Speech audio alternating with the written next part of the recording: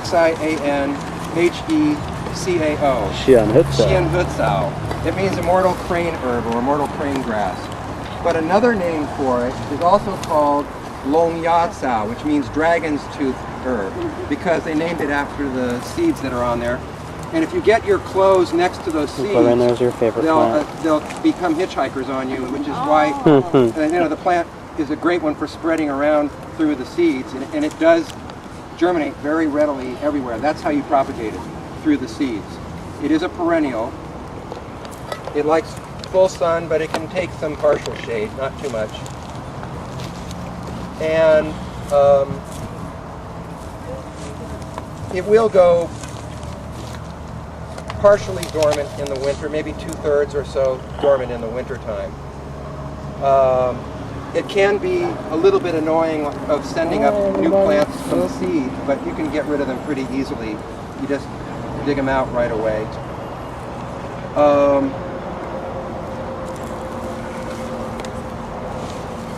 This plant is used in Chinese medicine for stopping bleeding. That's the category. And it's an astringent plant. They use the whole plant, basically, even the root too. And they just dry it. And it's used for bleeding anywhere, whether it's from cough with bleeding, vomiting with bleeding, stools with bleeding, urination with bleeding, any kind of nosebleeds, anything. Menstrual bleeding. And it's a neutral herb, so it's great. You can use it for patients who have heat or cold, either one in their system.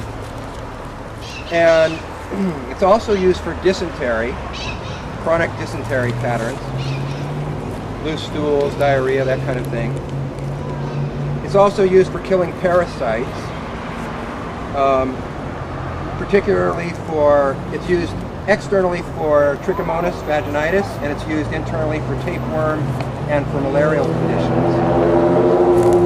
And also, it's got a real neat kind of unique use as a food.